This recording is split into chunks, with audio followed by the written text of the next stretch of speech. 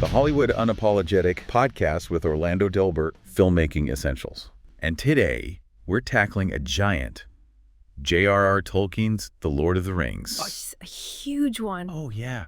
Think about it. Books, movies, games, even a musical. We've pulled together a fascinating bunch of stuff here. We really have. We've got like a broad look at all the adaptations, a detailed study on whether those films actually boosted tourism, which is interesting. Yeah, that one has some surprising findings. Right. Plus some cool insights into the early fans, the fanzine era, and even how Middle-earth inspires advertising today. It crops up everywhere. Exactly.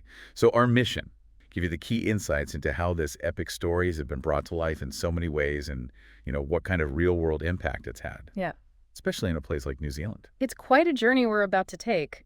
What immediately jumps out, I think, is just the sheer scale of adaptations. Totally. Tolkien's world has really permeated our culture, showing up in pretty much every form of media imaginable. We're talking movies, obviously. Big ones, yeah. But also a surprisingly large number of radio plays, stage shows, and enough video games to keep you busy for a lifetime. Seriously. Right. It really speaks to the power of the original story and the incredibly rich world Tolkien created. Absolutely. Okay, so let's dive into the movie side of things first, because that's probably what a lot of people picture when they think of Lord of the Rings. Makes sense. It's had a huge visual impact.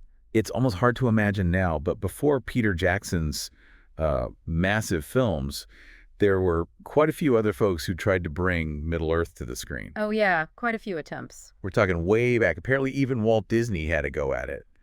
And people like William Snyder, Forrest J. Ackerman. Right. And then Dennis O'Dell, who was apparently considering some, seriously big-name director. Stanley Kubrick, David Lean, even Michelangelo Antonioni. Can you even picture, an Antonioni Lord of the Rings, that would be something else entirely. Totally different vibe. It certainly makes you wonder what that might have looked like.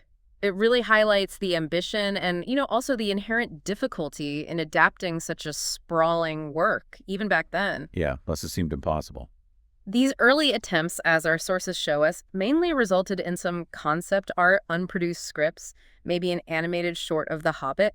So the idea was definitely out there, even if it took quite a while to fully take shape on the big screen. Exactly. Then we finally got the completed movie adaptations.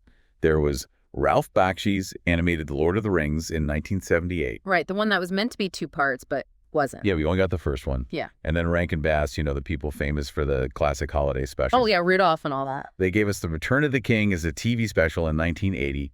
Kind of a different style again. Very different.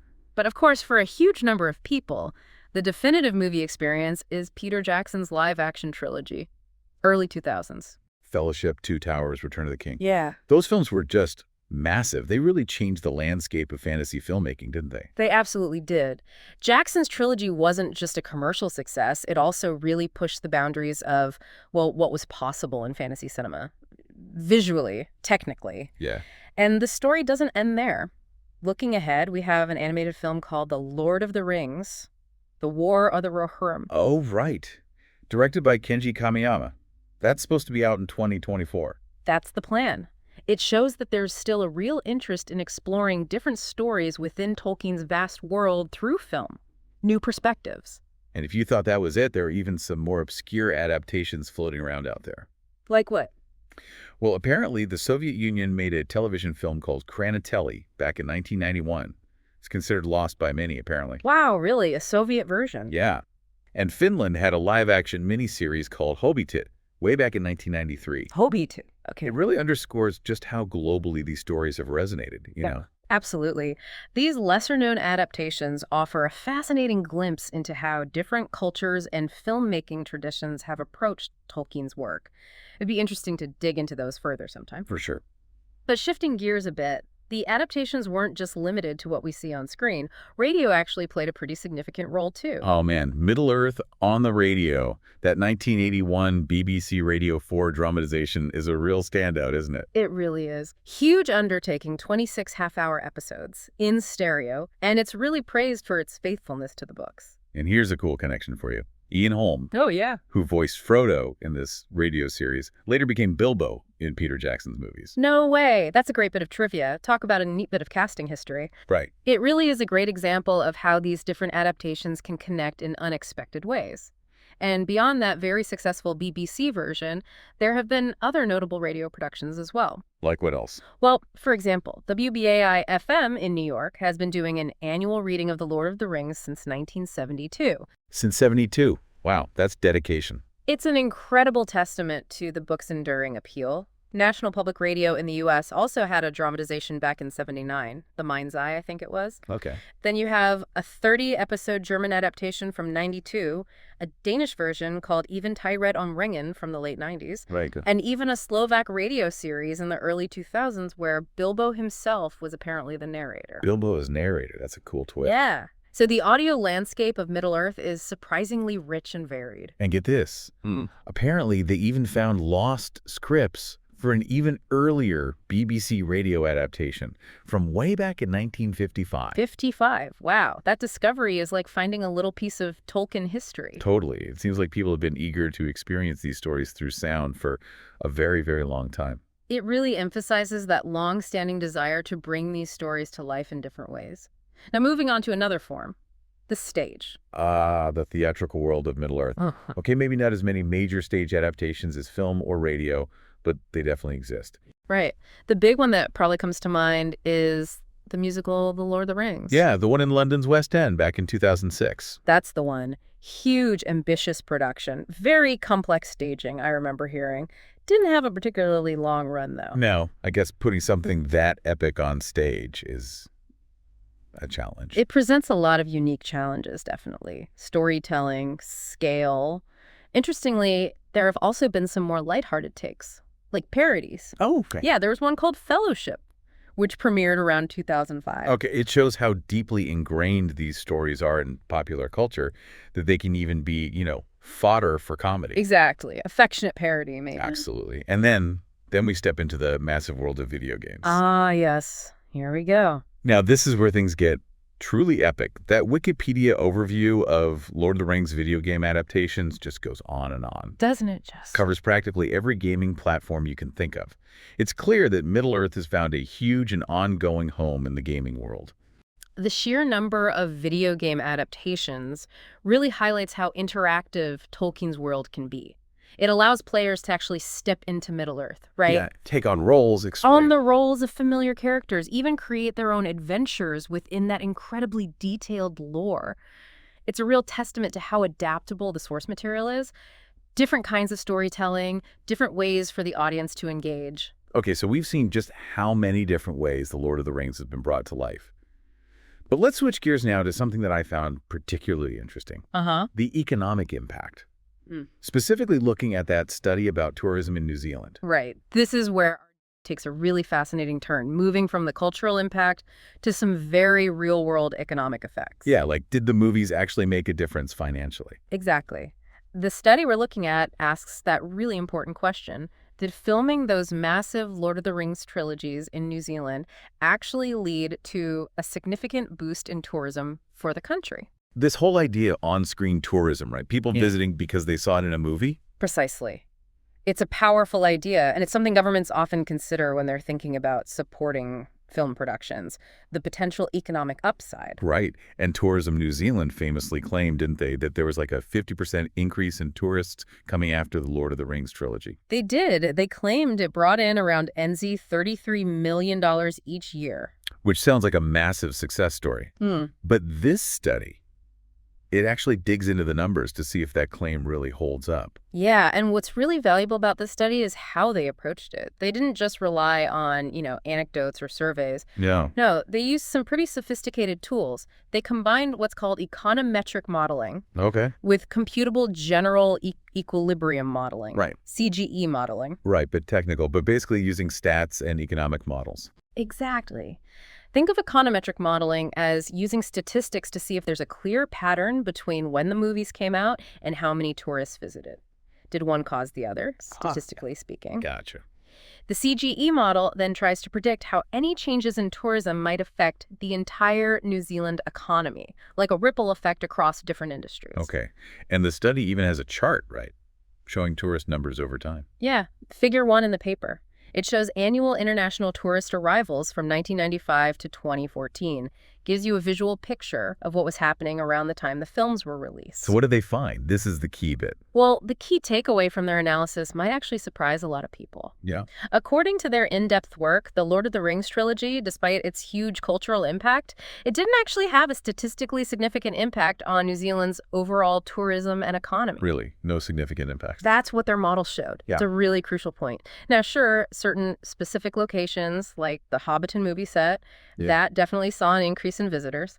Right, people wanted to see the Shire. Exactly. The study mentions those guided tours as a prime example of a local attraction that really capitalized on the films. But when you look at the overall numbers, the total international tourists coming to New Zealand as a whole, there wasn't a clear, statistically provable jump that you could directly link to the Lord of the Rings movies. Which is kind of wild to think about, considering how huge those films were. Sure. But then the study compares that to the Hobbit trilogy, which came out about a decade later. Right. And here's the twist. They found that those films did have a significant positive impact on tourism and the economy in New Zealand.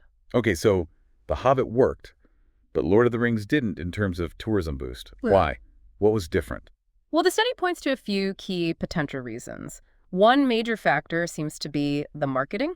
Marketing? During the Hobbit years, Tourism New Zealand launched a specific campaign called 100% Pure Middle-earth in 2012. I remember that branding. It built directly on their existing 100% Pure New Zealand brand, but it very explicitly tied the country to the Hobbit films. It actively promoted New Zealand as the real-world location of Middle-earth. So much more direct linkage. Much more direct. The researchers argued that this much more focused and, frankly, effective marketing strategy, building on the initial association maybe established by Lord of the Rings, was likely a big contributor to the tourism success of The Hobbit. They even talk about the idea of having a clear, iconic concept, Middle-earth itself, as a central draw. So it wasn't just about showing pretty landscapes anymore. It was consciously connecting those landscapes in people's minds with Middle-earth. Yeah. Through targeted marketing. Precisely. And the statistical modeling in the study backs this up. Remember those econometric models? Yeah. They use these on-off switch variables, basically, dummy variables, one for the Lord of the Rings period and another for the Hobbit period. What they found was that the switch, the variable for Lord of the Rings, didn't show a statistically significant effect on tourist numbers from various parts of the world. But the switch for The Hobbit did show a statistically significant positive effect for several key tourism markets, places like Thailand, the UK, Hong Kong, Germany, South Korea. So a real measurable increase from those places because of the Hobbit films. That's what the data suggests, yes. And then the other model, the CGE one, shows how that increase in tourism spending kind of rippled through the rest of the New Zealand economy. Exactly right. Based on the estimated increase in tourism spending linked to The Hobbit, the CGE model predicted an increase of about US $771.8 million in tourism revenue. Wow. And overall economic benefits, like welfare gains, of around US $186.24 million for New Zealand. The model also indicated growth in tourism-related industries, airlines, hotels, restaurants. Makes sense. And even a shift of some labor and investment towards those sectors, away from other areas like primary industries. It's really striking how the data highlights that difference. So the takeaway is, the first films maybe laid the groundwork, the association. Plausibly, yes. But it was The Hobbit, combined with much smarter marketing, that actually delivered the big tourism boost. That seems to be a key lesson here. The study really emphasizes that just having a visually stunning location isn't always enough. You need that strategic marketing. Yeah. Something that really connects the location to the iconic elements of what was filmed there to truly drive that on-screen tourism. Fascinating stuff. Now, as these massive adaptations keep happening, the whole question of who owns the rights, that becomes pretty significant, doesn't it? Oh, absolutely. It's a complex web. We saw Amazon make that huge move in 2017 to get the television rights for the Rings of Power, billions of dollars. A staggering amount. And then more recently, in 2022, Embracer Group bought Middle-earth Enterprises. Right, and that gives them a huge portfolio of rights, doesn't it? For movies, video games, board games, merchandise, theme parks, even stage shows for both Lord of the Rings and The Hobbit. A massive bundle of rights. But what's important to understand here, as our sources clarify, is that Amazon's deal for the Rings of Power, that was negotiated separately, directly with the Tolkien estate. It isn't part of the agreement that Embracer Group acquired. So Embracer controls a ton, but Amazon's TV show operates under its own separate permissions. Exactly. This complex web of ownership could definitely have implications for what future adaptations look like, and who gets to make them. It's like the One Ring itself, so much power concentrated in different hands. Okay, but let's go back in time a bit now. Let's talk about how the whole Lord of the Rings phenomenon really started. The early fans. Ah, the origins of the fandom. It's kind of amazing to think that even before the internet, before social media, there's this really dedicated fan base growing around these books. Absolutely. Our sources point to the fanzines of the 1960s as a really crucial part of how early Tolkien fandom developed. Fanzines, right? Like homemade magazines. Pretty much. Publications like Palantir, Orcrist, News from Bree. These were vital platforms for fans to connect with each other. What did they do in them? They'd share their interpretations of the books, discuss the characters, the world, even create their own fan fiction and artwork. These fanzines were essentially the very early versions of online communities for Tolkien enthusiasts. It's so interesting to imagine that. Mimeographed pages being passed around, hand-drawn illustrations. A very different era of fan interaction. There's even an academic article mentioned, something like, From the Hobbit Hole, the Lord of the Rings fanzines of the 1960s. It looks at the academic interest in these early fan communities. It reminds you that this deep connection people felt. It's not new at all. Indeed. These fanzines represent a really important chapter in the history of fandom itself, showing just how deeply and lastingly Tolkien's work impacted readers, even relatively soon after it was published. They really laid the groundwork for the massive global fan base we see today. And speaking of impact, it's fascinating to see how The Lord of the Rings continues to inspire creativity in some, unexpected areas, like marketing. Oh, yeah.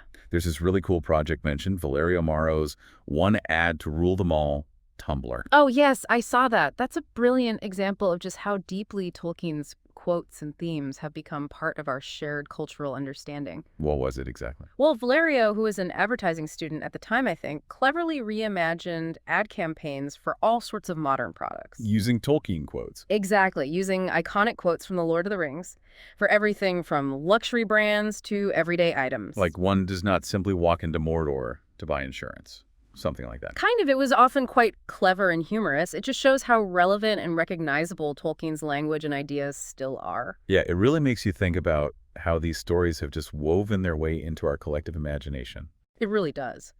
That project highlights the enduring power of Tolkien's storytelling to go beyond the pages of the books, beyond the films, and inspire creative thinking in completely different fields. It's a testament to the richness, the universality of his themes. Let's try and bring it all together. Okay. We've explored the incredibly diverse range of the Lord of the Rings adaptations, film, radio, stage, video games. Seeing how Tolkien's vision has been interpreted, reimagined in so many different ways. So many ways. We also looked at that surprising finding about the economic impact, that the initial Lord of the Rings movie trilogy didn't significantly boost tourism in New Zealand, at least according to this data. Yeah, compared to The Hobbit. Well, the Hobbit trilogy did. Yeah. Likely thanks to, smarter, more targeted marketing. That seems to be the key lesson on that front, yeah. Strategy matters. We touched on the passionate early fan base connecting through those fanzines back in the 60s. The foundation of it all. And we even saw how Middle-earth continues to spark imaginative creativity today in areas like advertising. It's got long legs, this story. It really does. And perhaps the most significant insight regarding the economic impact, just to reiterate, is how crucial that strategic marketing is. Turning on-screen portrayals into actual tourism dollars. Yeah, it wasn't enough just to film in a stunning location. You had to actively connect that location with the iconic story in people's minds. That seemed to be the key difference. Right. So this leaves me with one final thought for you. Considering this vast landscape of adaptations, all their varied levels of impact, what does it tell us about the lasting power of storytelling? And maybe the constantly evolving relationship between beloved books and how they're brought to life in new forms? That's a great question. How stories live on and change. And beyond just marketing, what other factors do you think might play a role in whether or not a film or TV show inspires people to actually travel somewhere? Is it just marketing or is there more to it? Yeah. Community. Timing. Lots to consider there. You can find more insights on navigating the entertainment industry and achieving success in Orlando Delbert's work, including his book, Pollyanna's Tear-Soaked Battlefields of Hollywood, a survival guide against the cynicism and the hypocritical, and of course, the Hollywood Unapologetic platform. And always remember, you are the key to your own success. You are the new Hollywood generation. Be informed, be prepared, and most importantly, be great. That's it. Be great. Good luck out there. See you next time.